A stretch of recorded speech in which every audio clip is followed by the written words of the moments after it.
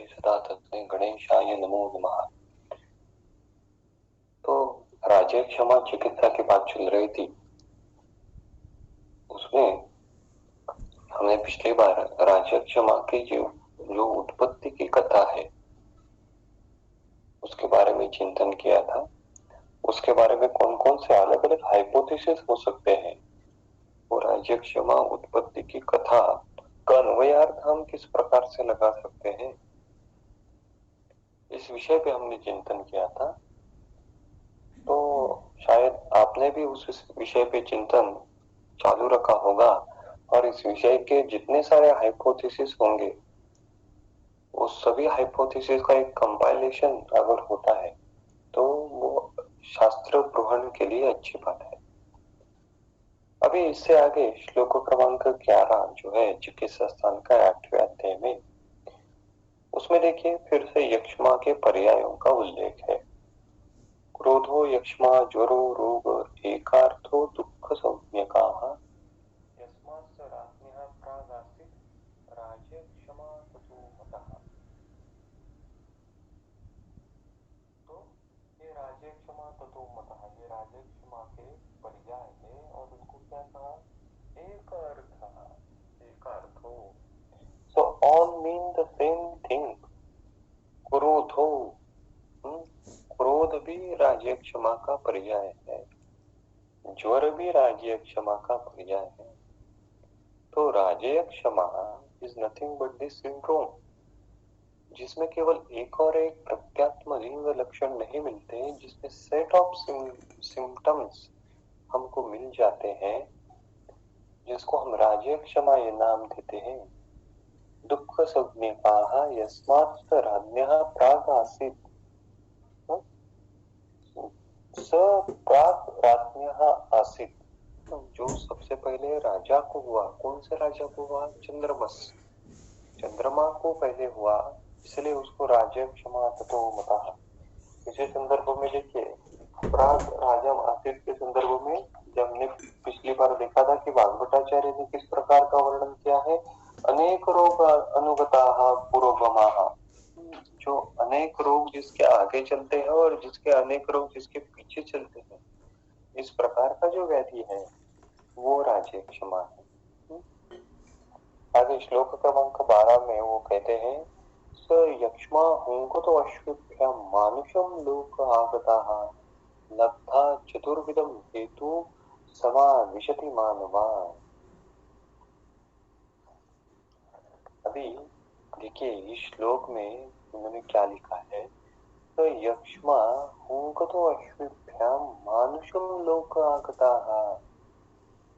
वो यक्ष्मा जो है अभी मानुषम लोक आगताः, मनुष्य लोक में आ गया और उसको जब चतुर्विंशति हेतु लब्ध्वा, जो हमने शोष निदान में पढ़े थे, या फिर अभी राज्य क्षमा में भी जो चतुर्विध हेतु है, अयथा बलारंभ, वेग संधारण, क्षय, ये जो विषमाशन जन्य, ये जो 4 हेतु है जिसका वर्णन आगे के श्लोक क्रमांक 13 में उन्होंने किया है, यह चतुर्विध हेतु का अगर रुग्ण सेवन करता है तो क्या होता है, समाविशति मानवा।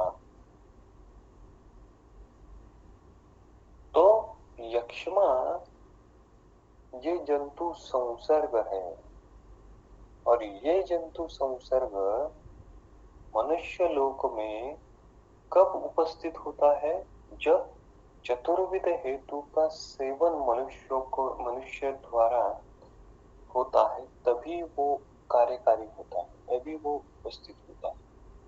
तो सबसे पहले शोष की उत्पत्ति और इस शोष के बाद ये यक्ष्मा का अनुबंध उस शोषी व्यक्ति को होना, ये प्रक्रिया होती है। तो मानुषम लोकमागताः, देखिए इसी प्रकार का वर्णन चिकित्सा स्थान का जो तीसरा ज्वर चिकित्सा अध्याय है, तो उस ज्वर चिकित्सा अध्याय में ही मिलता है कि ज्वर उत्पत्ति की कथा है। उस ज्वर उत्पत्ति की कथा में जब रुद्र के द्वारा उस क्रोधाग्नि की निर्मिति, बाल वीरभद्र की निर्मिति की जाती है। तो वो जो बाल वीरभद्र है, वो बाल वीरभद्र सबसे पहले उन असुरों का नाश करता है और फिर सत्रनाशन करता है। तो ये सत्रनाशन करने के बाद वो क्रोधाग्नि शिव को कहता है, अहम किम करवाणी में। देखिए चरक चिकित्सा स्थान का जो तीसरा अध्याय है,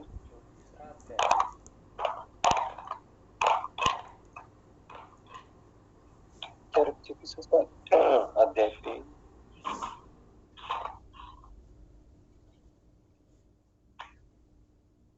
श्लोक क्रमांक 24।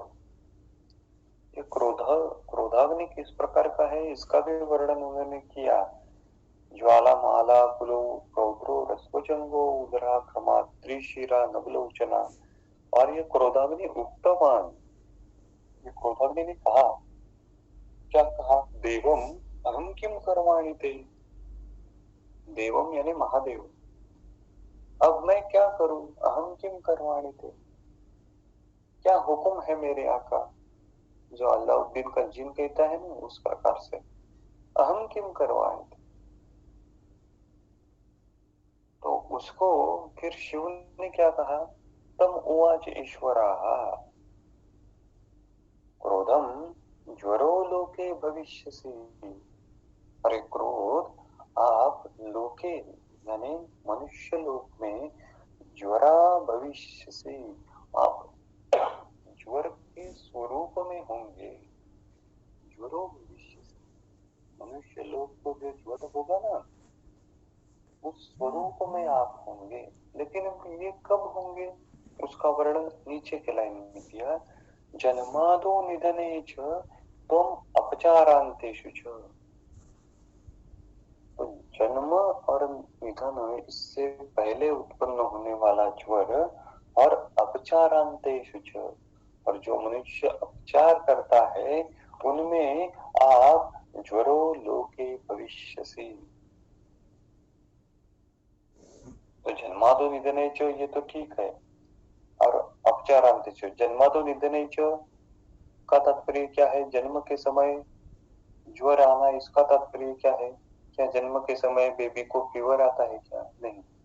उसका तात्पर्य उन्होंने चरक निदान स्थान के पहले अध्याय में दिया है। स महामोहा, वो ज्वर जो है जन्म के समय उत्पन्न होता है, वो इंक्रीज टेम्परेचर इस प्रकार से नहीं लेना है, वो महामोह स्वरूप का ज्वर है। और इससे क्या होता है, प्राग देहिकम देहिनम कर्मम किंचित अपि न स्मरति। पूर्व देह में जो किए जाने वाले कर्म है, पूर्व जन्म के कर्म का किंचित अपि न स्मरति, स्मरण इस जन्म में बिल्कुल नहीं होता है। तो बच्चा जब जन्म लेता है तो उसकी हार्ड डिस्क जो रहती है, तो हार्ड डिस्क पूरी फॉर्मेट की हुई रहती है। ये फॉर्मेटिंग ऑफ हार्ड डिस्क यानी जन्म के समय उत्पन्न होने वाला ज्वर। इसलिए हमको जब हम जन्म लेते हैं कुछ याद नहीं रहता कि हम पिछले जन्म में कहाँ थे, हमारे माता पिता कौन थे, हमने कौन से कृत्य किए हैं। उन कृत्यों का फल शायद इस जन्म में हम भोग रहे हैं, लेकिन वो कृत्य किस प्रकार के हैं ये हम नहीं जानते। तो जन्मादो निधने च त्वम अपचारयन्तेषु च ज्वरे लोके भविष्यसि। और इस ज्वरे लोके भविष्यसि के संदर्भ में ही उन्होंने श्लोक क्रमांक 12 में लिखा है, चरक चिकित्सा स्थान के तीसरे अध्याय में, देहिनम नहीं निर्दोषम ज्वराः समुपसेवते। देहिनम नहीं निर्दोषम ज्वराः समुपसेवते। इसका तात्पर्य क्या हुआ, निर्दोष शरीर में तो ज्वर नहीं होता है। ये केवल शब्दार्थ हुआ। निर्दोष शरीर का तात्पर्य क्या है, तिन्ही दोष नहीं रहना, यह अवस्था है क्या, नहीं नहीं। तो निर्दोष शब्द का तात्पर्य है दोषों की साम्यावस्था रहना।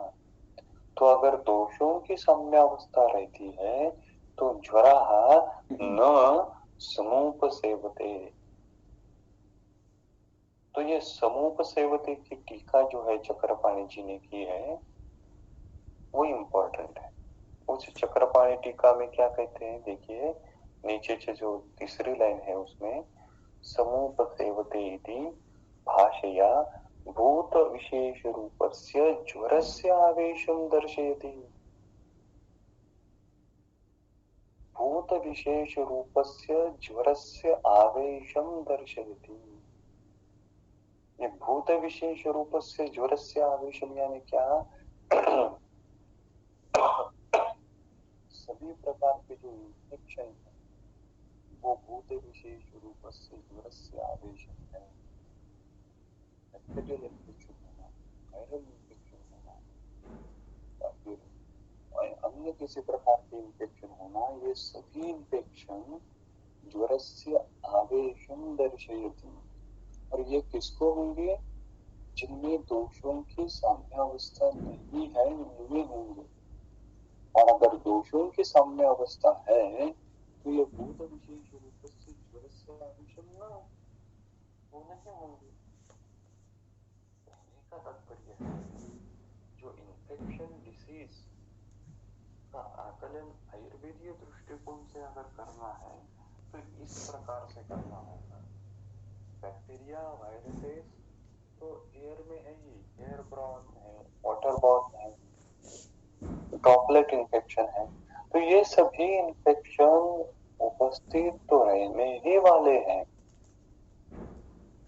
लेकिन ये इन्फेक्शन बाधा किसको करेंगे? जिनमें दोषों की साम्यावस्था बिगड़ गई है उनमें। दोषों की साम्यावस्था बिगड़ने के बाद ही इन्फेक्शियस डिसीज, इन्फेक्शियस एजेंट कार्यकारी होते हैं, अपने लक्षण दिखाते हैं।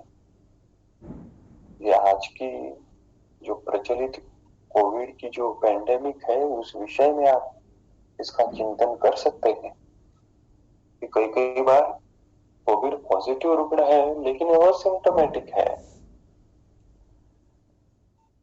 इस प्रकार की अवस्था उत्पन्न होती ही है।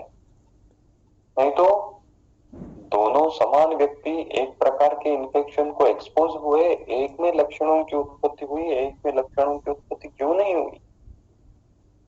इसका संदर्भ दोषों की साम्यावस्था से है।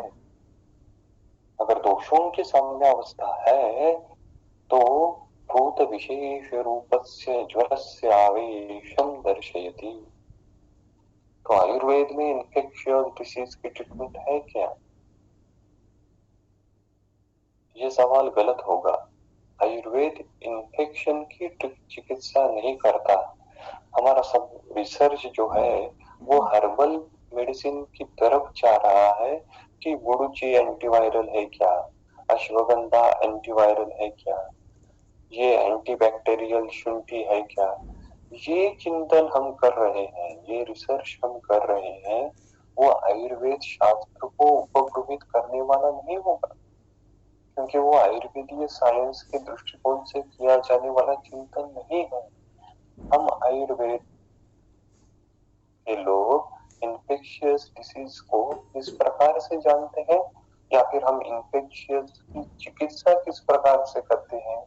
हम दोष प्रकोप की चिकित्सा करते हैं, हम इन्फेक्शन की चिकित्सा नहीं करते।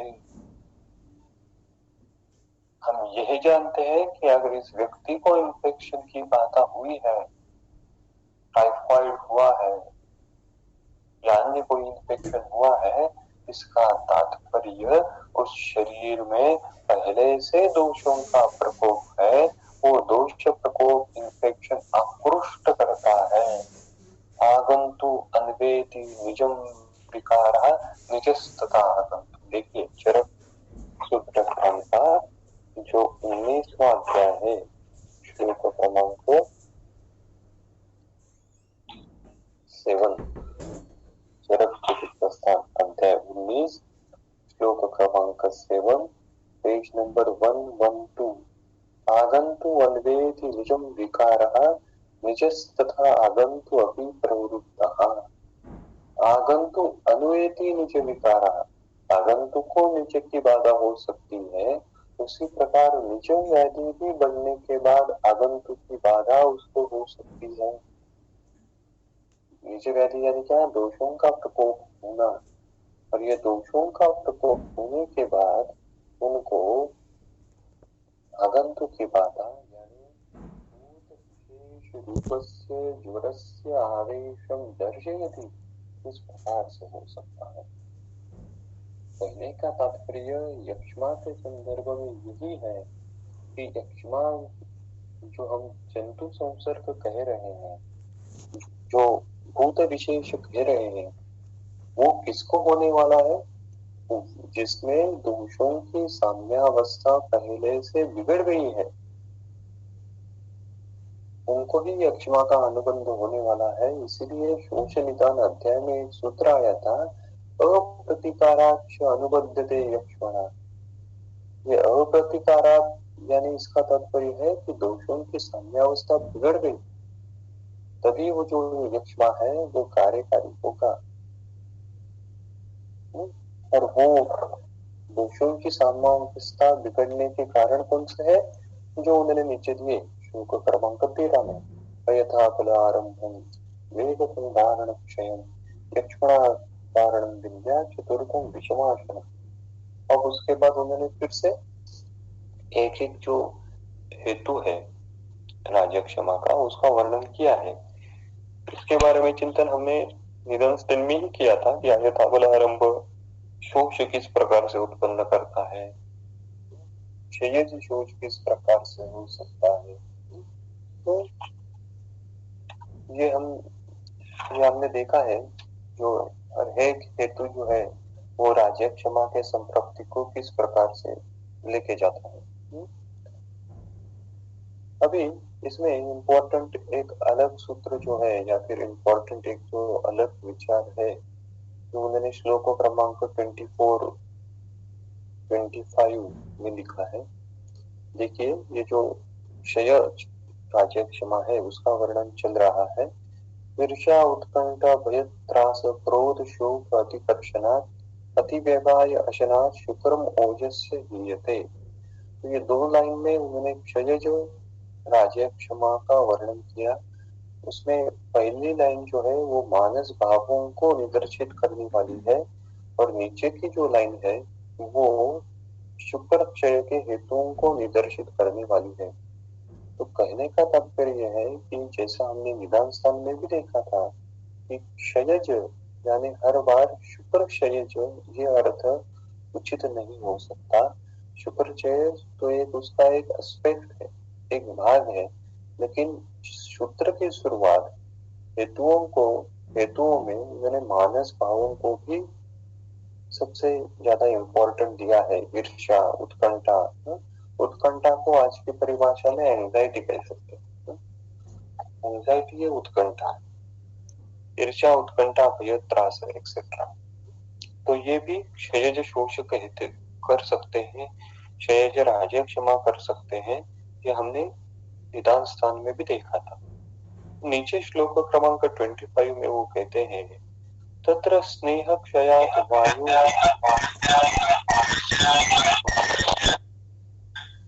तत्र स्नेह क्षयात् वायुरुद्धो दोषान् उदीरयन्।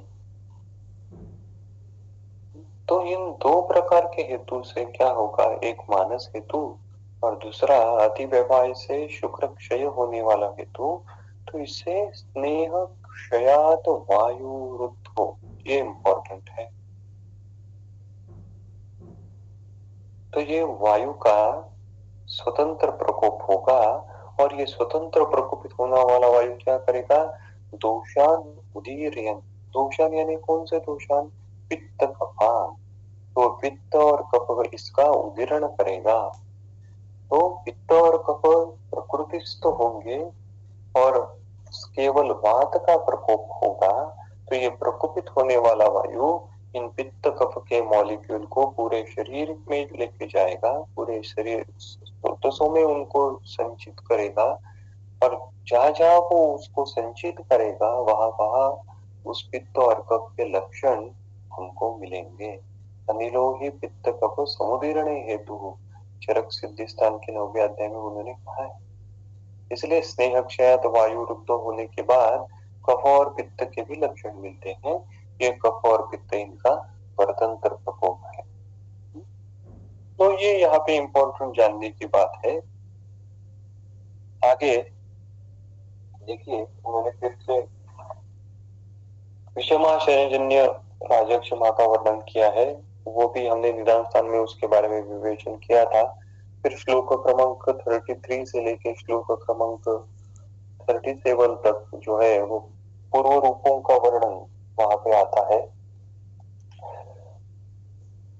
अभी ये पूर्व रूपों की बात जब चल रही है, जैसा हमने निदान स्थान में भी कहा था कि स्वप्न विकृति का वर्णन भी यहाँ पे इनकॉर्पोरेट उन्होंने किया है। कि देखिए श्लोक क्रमांक 36 में उन्होंने लिखा, ये स्वप्ने के शास्त्र राशिनाम भस्मनश्याभिरोहणम जलाशयानां शैलानां वनानां ज्योतिषामपि शुष्कां क्रियमाणानां सततां यश्च दर्शनम। तो स्वप्न और दोष प्रकोप, इन संदर्भ में भी विचार करना चाहिए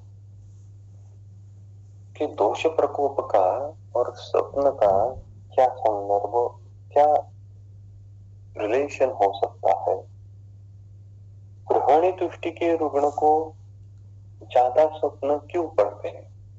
हमने देखा होगा जिनकी ग्रहणी तुष्टि रहती है ज्यादा मात्रा में, उनको ज्यादा विकृत स्वप्न पड़ते हैं। तो इसी प्रकार इस यक्ष्मा में ही ये टिपिकल पूर्व रूप क्यों दिखते हैं? उनका कुछ लॉजिक है क्या, या ये केवल व्याधि प्रभाव है? इस पर और चिंतन करने की आवश्यकता है। इसी संदर्भ में सुश्रुताचार्य जी ने पूरा एक अध्याय डेडिकेट किया है।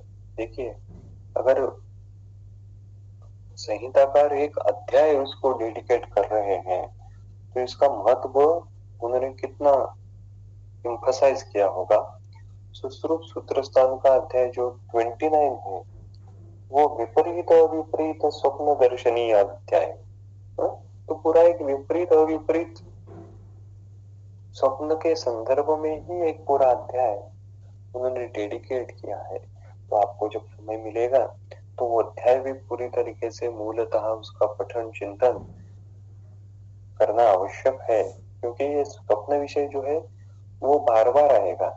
जब हम इंद्रिय स्थान का भी चिंतन करेंगे, इंद्रिय स्थान भी जब पढ़ेंगे तो स्वप्न के संदर्भ में भी अरिष्ट आएंगे। तो ये स्वप्न विषय, उसकी संप्राप्ति, उसकी निर्मिति, स्वप्न किस प्रकार से उत्पन्न होते हैं और इस स्वप्न फिजियोलॉजिकल और पैथोलॉजिकल ड्रीम्स, इस बारे में सोचना दोष प्रकोप के संदर्भ में यह आवश्यक है। आगे श्लोक क्रमांक 38 में देखिए,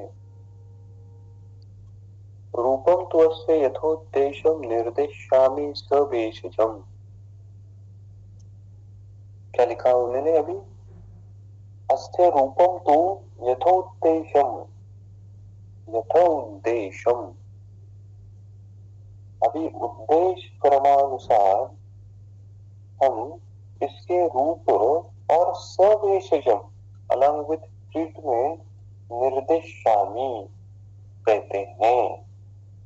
तो यहाँ पे देखिए, तो यहाँ पे उद्देश्य तंत्र युक्ति और उसके बाद निर्देश तंत्र युक्ति का उल्लेख है। उद्देश्य तंत्र युक्ति जो कहना है, और निर्देश तंत्र युक्ति बाद में। तो सवाल उत्पन्न होता है ये उद्देश्य तंत्र युक्ति क्या है?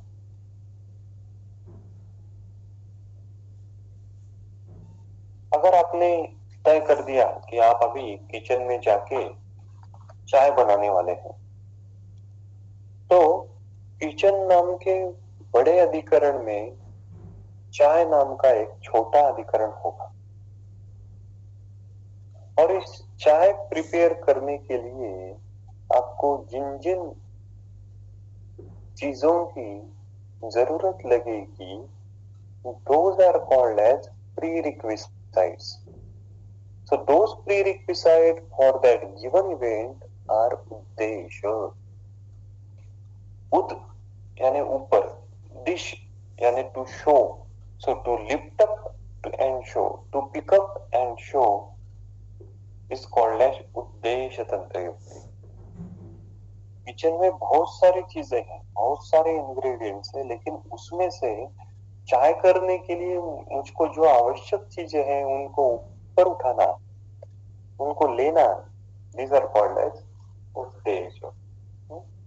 सूत्रस्थान मुझको पढ़ना है, सूत्रस्थान में 30 अध्याय है, 30 अध्याय है, वो मुझको पढ़ना है, उनका अध्ययन करना है। तो उस सूत्रस्थान के लिए जो सूत्रस्थान की अनुक्रमणिका होगी वो उसका उद्देश्य होगा।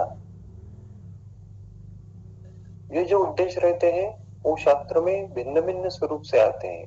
कई बार ये उद्देश्य जो रहते हैं वो प्रश्न के स्वरूप में आए हैं। जैसे चरक शारीर स्थान का पहला अध्याय, चरक शारीर स्थान का दूसरा अध्याय, चरक सिद्धि स्थान का पहला अध्याय, चरक सूत्र स्थान का 12वां अध्याय, इनमें प्रश्न के स्वरूप में उद्देश्य उन्होंने वर्णन किया है। So उद्देश्य means to pick up and to show them the prerequisite for that given event. हम कोई भी कल्प तैयार करते हैं, प्रिपेयर करते हैं, तो उस कल्प के संदर्भ में उद्देश्य क्या होगा? तो उस कल्प के जो इंग्रेडिएंट्स होंगे, वो कल्प के इंग्रेडिएंट्स उनके कल्प के संदर्भ में उद्देश्य होते हैं। तो उद्देश्य ये ऐसी चीज है, उसके सिवाय वो गिवन इवेंट पूरा ही नहीं हो सकता। So the mandatory all that things for that given event are called as उद्देश्य। अगर आपको सुतशेखर तैयार करना है तो सुतशेखर तैयार करने के लिए शुद्धम, सुतम, बुतम, सुवर्णम एक्सेट्रा एक्सेट्रा ये सारी चीजें आपको लगने ही वाली है। अगर ये चीज नहीं होंगी, अगर उसमें से एक या दो चीज नहीं होंगी तो वो कल्प नहीं होगा, या फिर जो बनेगा वो सुतशेखर नहीं होगा। आजकल मार्केट में सादा सुतशेखर मिलता है जो सुवर्ण युक्त नहीं होता। ये सादा सुतशेखर यानी ये एक प्रकार से कहें कि ये ठगाना है, क्योंकि आप उसको सुतशेखर भी कह रहे हो और उसको सादा सुतशेखर ऐसा नाम विधान दे रहे हो। अगर वो सुतशेखर है तो शुद्धम, सुतम, उत्तम, सुवर्णम इस प्रकार से ही वो होना चाहिए। ये सादा सुतशेखर किस प्रकार का है? आपको सुवर्ण उसमें डालने के लिए आपको क्या कहते हैं उसको, आपको वो प्रवणता नहीं है, आपके वो ज्यादा बजट के ऊपर चला जाता है, इसलिए आप उसमें से सुवर्ण निकाल देते हैं और फिर उसको नामा विधान कर देते हैं कि ये सादा सुतशेखर है। और अपेक्षा क्या करते हैं कि ये सादा सुतशेखर सुवर्ण सुतशेखर की जो फलश्रुति है वो देगा। तो वो कैसे देगा? नहीं देगा। तो ये उद्देश्य तंत्र युक्ति है कि जो मैंडेटरी ऑल थिंग्स है वो सब होनी चाहिए। तो देखिए यहाँ पे उन्होंने क्या लिखा, रूपम तो अस्य यथोद्देश्यम निर्देश्यामि सभी। तो इसी प्रकार से तंत्र युक्ति का भी अध्ययन करना है। चलो मैं आज तंत्र युक्ति पढ़ता हूँ पूरा, तो वो समझ में नहीं आएगा, वो क्लिष्ट लगेगा, वो बोर हो जाएंगे। लेकिन सूत्र पढ़ते पढ़ते अगर कौन सी तंत्र युक्ति आती है तो उस तंत्र युक्ति के ऊपर अगर आप चिंतन करेंगे तो वो विषय वहां पे ही प्रैक्टिकली समझ में आने में आसानी। रूपम तो अस्य यथोद्देश्यम निर्देश्यामि सवेशियम, नीचे उन्होंने लिखा यथा स्वेन उष्मणा पाकम शारीरा वन्ति धातवः स्रोतसा च यथा स्वेन धातु पुष्यन्ति धातवः धातुता। क्या लिखा उन्होंने? शारीरा धातवा, शरीर जो धातु है, शारीर धातवा यथा स्वेन उष्मणा, यथा स्वेन, यथा स्वेन यानी क्या? खुद के। यथा स्वेन की टीका दी है, देखिए नीचे से तीसरी लाइन, यथा स्वेन यथा आत्मीयेन, आत्मीय खुद के, तो खुद के उष्मणा, उष्मणा यानी क्या, धात्वग्नि, तो अपने अपने धात्वग्नि से पाकम यान्ति, तो क्या है, शारीर धातवा यथा स्वेन उष्मणाः पाकम यान्ति, पाकम यानी पक्व, पक्व होते हैं। जो शरीर धातु है वो अपने अपने धात्वाग्नि के द्वारा पक्वम यान्ति, उनका फाइनल ट्रांसफॉर्मेशन होता है। और आगे वो क्या कहते हैं, धातु यथा स्वेन स्त्रोतसाच धातुता पुष्यति, धातु पोषण के संदर्भ में आगे का विवेचन है। धातु यथा स्वेन स्त्रोतसा, यथा स्वेन यानी खुद के, स्त्रोतसा और धातुता पुष्यति, तो धातु का पोषण कैसे होता है। धातु की निर्मित तो ठीक है, आपने बताया, उसमें किसका रोल है, धात्वग्नि का रोल है। और आगे क्या लिखा उन्होंने, यथा स्वेन स्त्रोतसा च धातुतः पुष्यति, तो उस धातु निर्मिति का जो स्त्रोतस है वो स्त्रोतस के द्वारा और धातुतः और अन्य धातुओं द्वारा उसका, उस रिस्पेक्टिव धातु का पोषण किया जाता है। So there are actually the three important factors that are actually taking part in dhatu nirmiti and dhatu nourishment. Now what are these three factors? The number one is dhatavagni, number two the site of transformation of that dhatu nirmiti, that is respective strotasa, and third important factor is अन्य धातु। तो कोई भी धातु की अगर विकृति होती है तो उस खुद की विकृति तो ठीक है, खुद धातु की में विकृति उत्पन्न होगी, लेकिन वो खुद विकृति उस धातु में जो उत्पन्न होगी उसका कारण क्या हो सकता है, उसका कारण ये तीन फैक्टर में से कोई भी एक फैक्टर की विकृति हो सकती है। तो शरीर धातुओं का पचन किस प्रकार से होता है, इसका वर्णन उन्होंने ऊपर की पहले लाइन से किया। शारीर धातुवा यथा स्वेन उष्मणाः पक्वम यान्ति, धातु जो है वो खुद के धात्वग्नि द्वारा पक्व होते हैं।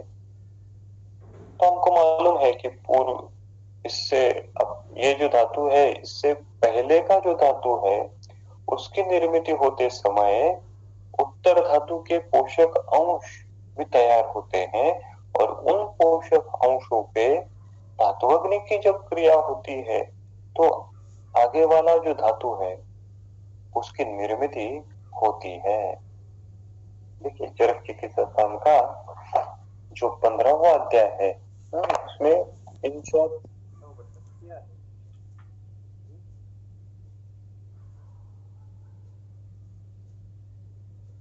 क्रमांक 15 और 16 आपको इसमें मालूम होगा, पेज नंबर 514।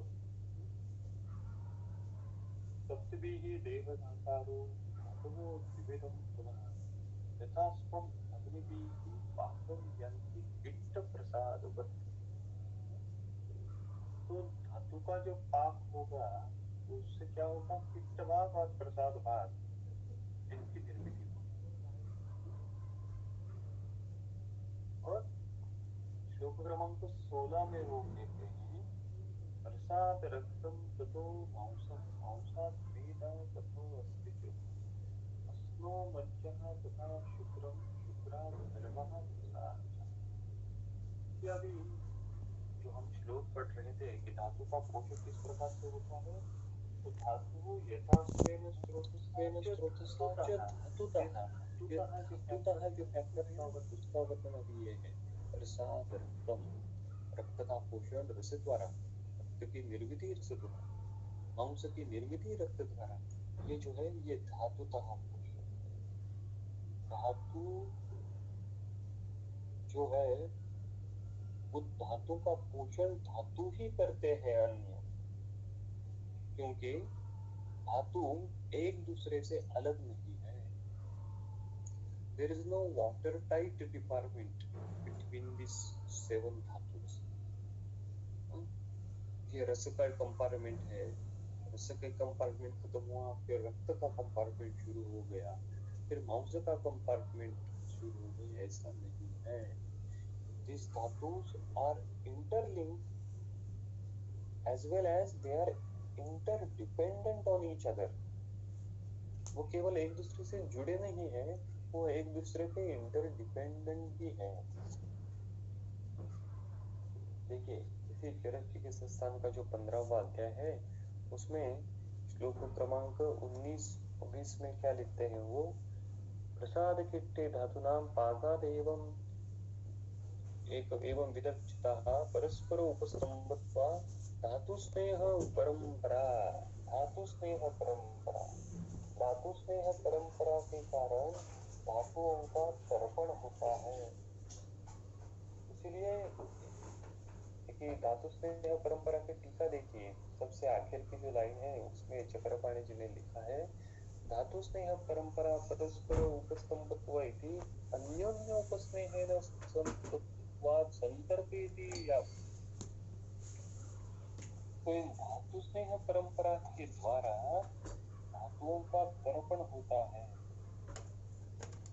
एक धातु की विकृति हो गई तो उसका परिणाम अन्य धातु पे भी हो सकता है या फिर होता ही है। रस की विकृति हो गई तो ऐसा नहीं होता कि वो रस विकृति आगे जाके रक्त की विकृति नहीं हो सकती, वो करेगी। क्यों करेगी? धातु स्नेह परंपरा। तो ये इम्पोर्टेंट है कि धातुओं का जो पोषण जो है वो रिस्पेक्टिव स्रोतस यथा स्वेन स्रोतसा और अन्य धातु जो है उनसे निगडित है, और उस धात्वग्नि के द्वारा क्रिया होके वो रिस्पेक्टिव धातु की निर्मिति हो जाती है।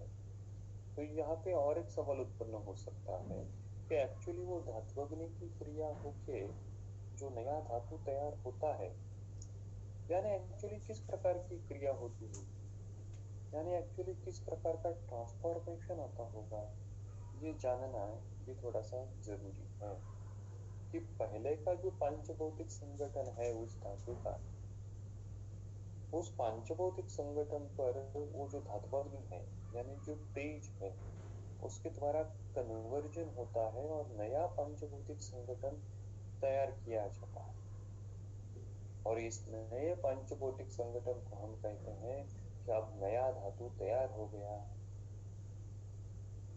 फिर सवाल उत्पन्न होता है कि ऐसा अब अगर आप कह रहे हैं तो भौतिक अग्नि और धात्वग्नि इसमें कुछ फर्क है या नहीं? तो चक्रपाणि जी का मत देखिए कि भूताग्नि व्यापारो धातुषु अपि अस्ति। स्थान का जो 15वां अध्याय है ना उसमें श्लोक क्रमांक 13 जो है उसकी आखिर की लाइन जो है पेज नंबर 514, तत्रापि धात्वाग्नि व्यापारो अयं च भूत्वाग्नि व्यापारो धातुषु अपि अस्ति। नीचे से जो तीसरी लाइन है उसमें उन्होंने वर्णन किया, तो ये भूताग्नि व्यापार धात्वग्नि में उन्होंने इनकॉर्पोरेट एक प्रकार से किया है, और ये पंचभौतिक कन्वर्जन किस प्रकार से होता है इसका वर्णन चिकित्सा स्थान के 15वें अध्याय में उन्होंने दिया है कि ये पंचभौतिक कन्वर्जन से रिस्पेक्टिव धातु की निर्मिति किस प्रकार से हो। वो जब हम ग्रहणी पढ़ेंगे तो उस पर और ज्यादा चिंतन करेंगे, लेकिन यहाँ पे उन्होंने फिजियोलॉजिकल वर्णन किया है कि धातु की निर्मिति किस प्रकार से होती है और धातु का पोषण किस प्रकार से होता है। आगे देखिए श्लोक क्रमांक 40 जो है राजक्षम चिकित्सा का, स्रोतसां सन्निरोधाच्च रक्तादीनां च संशयात् धातुष्मणां च अपचयात् राजे क्षमा प्रवर्तते। तो श्लोक क्रमांक 39 में उन्होंने 3 फैक्टर बताए। कौन से 3 फैक्टर? धातु अग्नि, रिस्पेक्टिव धातु का स्रोतस और अन्य धातु, ये 3 फैक्टर बताए। अभी राज्यक्षमा की निर्मित इन 3 फैक्टर से किस प्रकार से होती है, ये उन्होंने नीचे श्लोक नंबर 40 में बताया। क्या बताया उन्होंने? स्त्रोतसाम सन्निरोधाच्च रक्तादीनां च संशयात् धातूष्मणां च अपचयात् राजक्षमा प्रवर्तते। यहाँ पे देखिए जो शब्द लिखा है, वा नहीं लिखा। स्रोतसाम सन्निरोधात् वा, रक्तादीनां संशयात् वा, धातूष्मणां अपचयात् वा, ऐसा नहीं लिखा। आइदर और नहीं लिखा, उन्होंने चो लिखा। चो यानी क्या रहता है? समुच्चय तंत्र युक्ति रहती है। तो ये समुच्चय तंत्र युक्ति है। इस समुच्चय तंत्र युक्ति के कारण क्या होगा? स्रोतसाम सन्निरोधात् प्लस रक्तादीनां च संशयात् प्लस धातुष्मणां च अपचयात् इज इक्वल टू राजक्षमा प्रवर्तते। ये समुच्चय होगा। तो स्रोतसाम सन्निरोधाच्च, स्रोतसों का अवरोध होने के कारण दूसरा इंपॉर्टेंट फैक्टर कौन सा है? रक्तादीनाम से संशया। रक्तादीनाम, आदीनाम कह रहे हैं, यानी जो अन्य धातु है, वो अन्य धातुओं का क्षय होने के कारण और धातुष्मणाम च अपचया, धातुभग्नि मांद्य होने के कारण या उसकी विकृति होने के कारण राजक्षमा प्रवर्तते। So these are the 3 important basic factors that are actually leading to the राजक्षमा। तो ये राजक्षमा की अलग प्रकार की संप्राप्ति उन्होंने यहाँ पे वर्णित की है कि जिसमें ये संप्राप्ति धातु बेस्ड है, धातु के परिप्रेक्ष्य में ये संप्राप्ति का वर्णन किया है। शोष की संप्राप्ति जो 4 निदान से होती है, उसका वर्णन तो सबसे पहले किया कि हर एक हेतु के द्वारा वो शोष या फिर राजक्षमा किस प्रकार से उत्पन्न कहते हैं। अब वो क्यूमुलेटिव वर्णन कर रहे हैं धातुओं के परिप्रेक्ष्य से कि राजक्षमा प्रवर्तते कब होगा? स्रोतसाम सन्निरोधाच्च। This is the first factor, स्रोतसाम सन्निरोधाच्च। तो सबसे पहले स्रोतस में अवरोध उत्पन्न होता है। लॉजिकल है, अगर अवरोध है तो वो अवरोध आइदर पित्त, कफ या फिर आम के कारण हो सकता है। अवरोध हो रहा है यानी क्या? उस स्रोत से जो मार्गस्थ धातु है, उस मार्गस्थ धातु के वहन को अभी ऑब्स्ट्रक्शन हो रहा है, यानी धातु की मार्गस्थ धातु की गति को अवरोध उत्पन्न हो रहा है। ये मार्गस्थ धातु की गति कौन उत्पन्न कर रहा है? उस स्रोत से बहने वाला वायु, यानी स्रोतसाम सन्निरोधाच्च कहने का तात्पर्य है कि इस अवरोध से वायु के गति को अवरोध उत्पन्न हो रहा है। इस स्रोतोरोध से वायु के गति को ऑब्स्ट्रक्शन उत्पन्न हो रहा है, या इस ऑब्स्ट्रक्शन के कारण वायु का ही प्रकोप हो रहा है। स्रोतसाम सन्निरोधाच्च। तो इन पित्त, कफ और आम के द्वारा स्रोतसों में अवरोध उत्पन्न होता है। और ये जो पित्त और कफ है, इनका प्रकोप किन कारण होगा?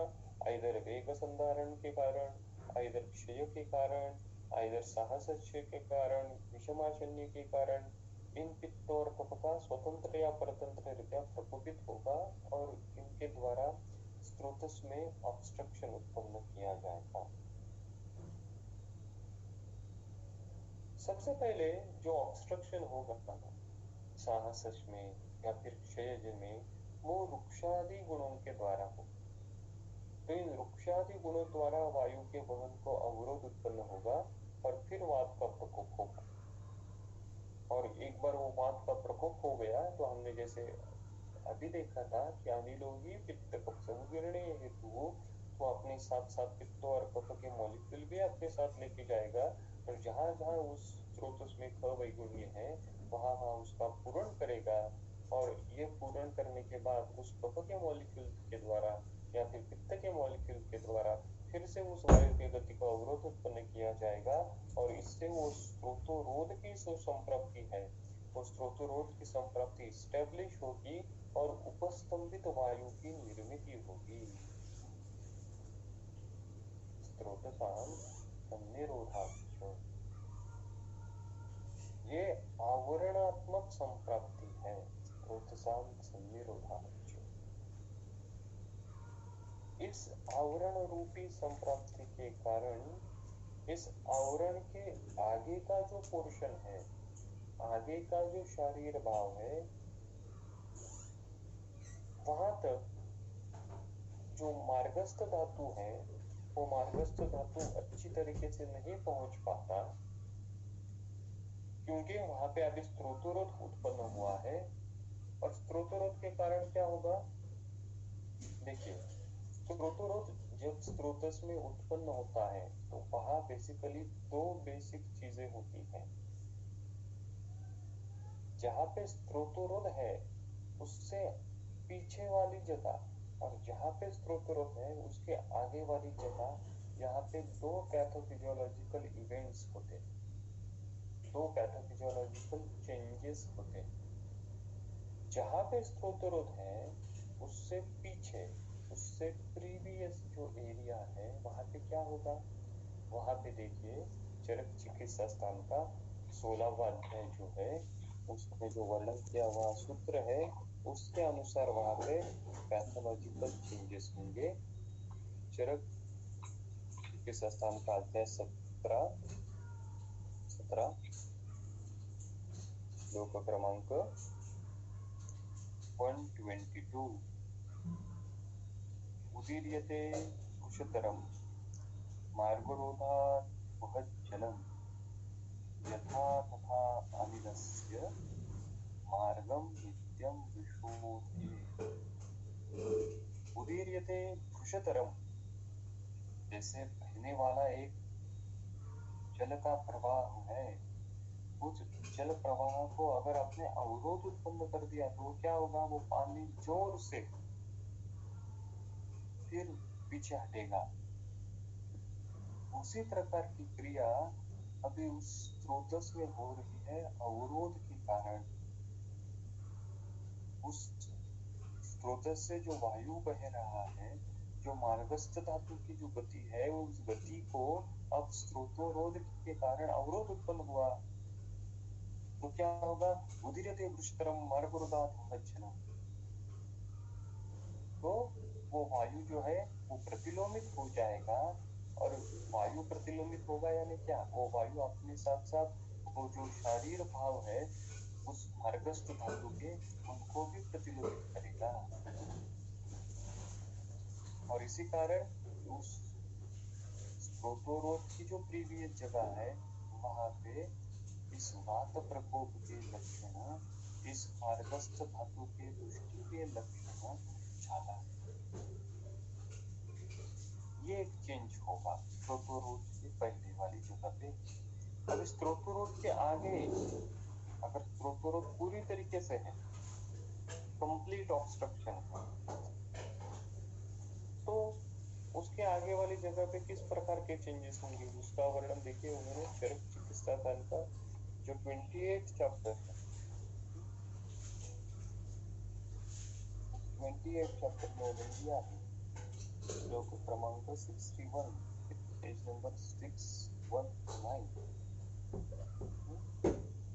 करोति आवृत मार्गत्वात् प्रसादींच उपशोषयेत्। तो जहाँ पे वो अवरोध उत्पन्न करेगा उससे पहले वो उदीर्यते वृषतरम इस प्रकार की चेंजेस लाएगा, और उसके बाद वो अवरोध के आगे वाली जो जगह है वहां पे मार्गस्थ धातु और वायु सम्यक रीत्या न पहुंचने के कारण वहां पे रसादिंच उपशोषयेत्, धातुओं का उपशोषण वहां पे उत्पन्न होना चालू हो जाएगा स्रोतोरोध के कारण। देखिए इसकी टीका भी दी है चक्रपाणी जी ने, प्रसादिंच उपशोषयेत् की। नीचे से जो तीसरी लाइन है उसमें अत्र अतः कुपिताः पित्तकपो समुत्थूय ताभ्याम् आवृत्तमार्गोऽपि तत्र तत्र प्रदेशे गदान् करोति तथा रसादिंश तत्र तत्र क्षिपन् संशोषयेत्। तो उनको तो पित्त और कफ को वो तो अपने साथ लेके जाता है, जिन जिन स्रोतों से में उसका पूर्ण करता है, ये पूर्ण होने के बाद उस वायु की गति को ही वो अवरोधी उत्पन्न कर जाते हैं। जहाँ पे अवरोध उत्पन्न करता है उससे पहले वो धीरे धीरे इस प्रकार के चेंजेस लाते हैं, और अवरोध के आगे वाले जो जगह है वहाँ पे धातुओं का पोषण सम्यक रीति से नहीं होने के कारण ऐसा इस प्रकार का पैथोलॉजिकल चेंज, इस प्रकार के पैथोलॉजिकल इवेंट वहाँ पे हो जाते, उत्पन्न हो जाते। इसीलिए जो ओरिजिनल श्लोक है उसमें उन्होंने लिखा, क्या लिखा, स्त्रोतसाम सन्निरोधाच्च रक्तादीनां च संशयात्। हमने अभी पढ़ा, क्या पढ़ा, रसादीन च उपशोषके, इसी कारण यहाँ पे रक्तादीनां च संशयात् ये उत्पन्न होता है। स्त्रोतो अवरोध सबसे उत्पन्न होगा। स्त्रोतो अवरोध के कारण ये दो प्रकार के पैथोलॉजिकल चेंजेस होंगे, और जिसके कारण रक्तादीनां च संशयात् इस प्रकार की क्रिया वहां पे होगी। और आगे उन्होंने क्या लिखा, धातुष्मणा च अपचयात् राज्य क्षमा प्रवर्तते। धातुष्मणा, तो ये प्रक्रिया होने के बाद क्या होगा कि इनका परिणाम धातुष्मना, धातुअग्नि पे होगा, और धातुअग्नि अभी क्षीण हो जाएगा, अपचयात्। वैसे देखा जाए तो धातु की वृद्धि और क्षय को धातुअग्नि ही कारणीभूत है। हमको मालूम है कि धातुअग्नि अगर मंद होता है तो धातु अतिवृद्धि होते हैं, लेकिन धातुअग्नि अगर क्षीण हो गया तो धातु वृद्ध होते हैं, ऐसा वाग्भट का रेफरेंस है। लेकिन यहाँ पे उन्होंने क्या लिखा है, धातुष्मणा च अपचयात्। अब ये धातुष्मणा च अपचयात् ये संदर्भ में, राज्य क्षमा में के संदर्भ में किस प्रकार से जाने, तो यहाँ पे शारीर दौर्बल्य का परिणाम धातुअग्नि पे हुआ है। शारीर दौर्बल्यता के कारण धातुओं का ऊष्मा कम हुआ है। शारीर दुर्बलता सबसे पहले हो गई, और उस शारीर दुर्बलता के कारण जठराग्नि दुर्बलता उत्पन्न हो गई, और इस जठराग्नि दुर्बलता का परिणाम धातुअग्नि पे हो गया। इसी प्रकार की पैथोलॉजी जहाँ पे होती है, जैसे चरक चिकित्सा स्थान के 6 अध्याय में उन्होंने लिखा है, आदान दुर्बले देहे भक्ता भवति दुर्बलाः। आदान दुर्बले देहे, ऋतु का परिणाम शरीर देह पे हुआ। शरीर देह जब दुर्बल होता है तो पक्ता यानी अग्नि भी अपने आप दुर्बल होता है। उसी प्रकार से शारीर दुर्बलता के कारण धातुओं का ऊष्मा कम हुआ है। तो कहने का तात्पर्य है कि इस राज्य क्षमा संप्राप्ति में धातुअग्नि भी इन्वॉल्व है। तो राज्य क्षमा, इस सूत्र से हमको और एक परिप्रेक्ष्य और एक एवेन्यूज क्या मिलता है कि राज्य क्षमा की चिकित्सा किस प्रकार से करें। तो राज्य क्षमा की चिकित्सा अगर करनी है तो ये 3 फैक्टर का हमको कॉन्सेंट्रेट इन 3 फैक्टर पे करना होगा। स्त्रोतसाम सन्निरोधाच्च रक्तादीनां च संशयात् धातुष्मणां च। धातुओं की वृद्धि अपेक्षित है तो वहां पे भी देखिए कि धातुओं की अगर वृद्धि अपेक्षित है, ग्रहण करना अपेक्षित है, लेकिन उससे पहले जो स्त्रोतावरोध है उस स्त्रोतावरोध दूर करना पड़ेगा, और फिर ही वो स्त्रोतावरोध दूर होने के बाद ही जब हम धातुअग्नि की चिकित्सा करेंगे तभी वो धातु जो है वो सम्यक रीत्या वृद्ध हो जाएंगे। तो शोष की चिकित्सा करने के लिए केवल ब्रुहण दो, अत्यधिक तर्पण दो, ये विचार तो स्थूल होगा, लेकिन उससे रीडिंग बिटवीन द लाइंस क्या है, वो शोष अगर है फिर भी उसमें स्त्रोतोरोध उत्पन्न हो सकता है, वो स्त्रोतरोध को पहले दूर करो, और स्त्रोतरोध दूर करने के बाद वो जो सम्यक रिस्पेक्टिव धातु है उसकी धात्वग्नि अच्छी करो, फिर वो धातु जो है वो अच्छे प्रकार से ठीक होगा। इसलिए पुरुष की चिकित्सा जो है, उस पुरुष की चिकित्सा में भी देखिए उन्होंने दोषावसेचन लिखा। तो हम ये सोचते नहीं कि पुरुष चिकित्सा में दोषावसेचन क्यों आता है। हमको तो लगता है कि दोषावशेषण सिर्फ स्थूल की चिकित्सा में होगा, लेकिन दोषावशेषण पुरुष चिकित्सा में भी है। देखिए चरक सूत्र स्थान का श्लोक नंबर, चरक सूत्र स्थान अध्याय 21,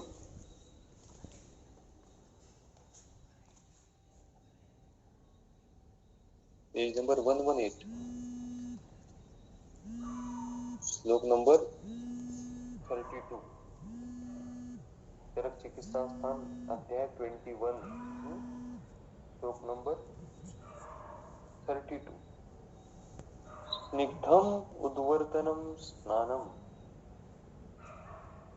गंधमाल्या निषेवणम शुक्लम वासो यथा कालम दोषाणाम अवसेचनम।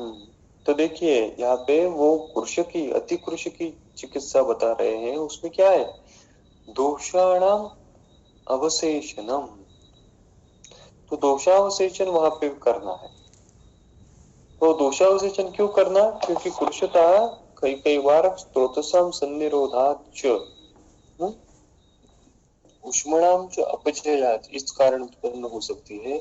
इसलिए वहां पे दोषावशेषण, लेकिन वो दोषावशेषण करते समय ये ध्यान रखना है कि राजक्षमा के संदर्भ में और एक वहां पे उन्होंने राइडर डाला है। क्या राइडर डाला है? कि पुरुष की रक्षा करना। दोषावशेषण इसका तात्पर्य ये नहीं है कि अत्यधिक मात्रा में आप उस विरेचन दे दो, अत्यधिक मात्रा में आप कॉमन दे दो, क्योंकि पुरुष पे ही बल है। तो ये राजक्षमा चिकित्सा और टीडियस हो जाती है। राजक्षमा के विपरीत है, या फिर राज्य क्षमा छोड़ के अगर पुरुष है व्यक्ति को, तो उसकी चिकित्सा हम अच्छे प्रकार से कर सकते हैं। उसको मृदु शोधन दे दिया, बाद में उसको ग्रोहण दे दिया। मृदु शोधन से क्या होगा? स्त्रोतस का जो अवरोध है वो दूर हो जाएगा, और फिर आप ग्रोहण चिकित्सा कर सकते हैं। राज्य क्षमा के संदर्भ में क्या है? आपको स्त्रोतस का अवरोध है ये तो मालूम है, स्त्रोतोरोध है, और धात्वग्नि भी उपहत हुआ है ये भी आपको ज्ञान है। लेकिन फिर भी आप उसको दोष अवसेचन को तीक्ष्ण नहीं दे सकते, क्योंकि इसलिए उन्होंने ये जो श्लोक है ना, श्लोक नंबर 40, उसके बाद ही नीचे नीचे श्लोक दिया है, तस्मात् पुरुष संरक्ष विशेषात राजक्षम। इसलिए उन्होंने वो श्लोक वहां पे इनकॉर्पोरेट किया। तो ये श्लोक जो है, श्लोक नंबर 41, 42, ये भी इम्पोर्टेंट है। इसका विवेचन हम अगली बार करेंगे। अभी हम यहाँ पे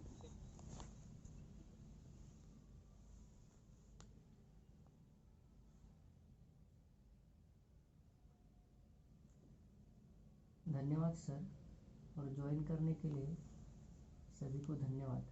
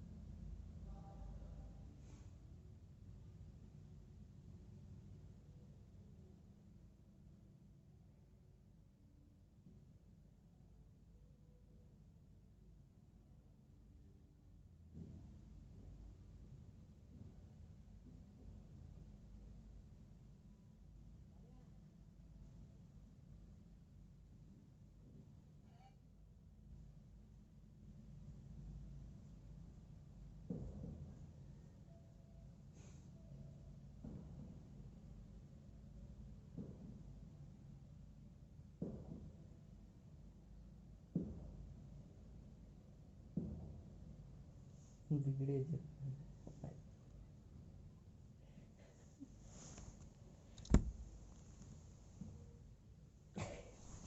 टाकलीस ते? टाकलीस ते? जाऊ दे मी भरून तुझा नाही ग अजून टाकू नका.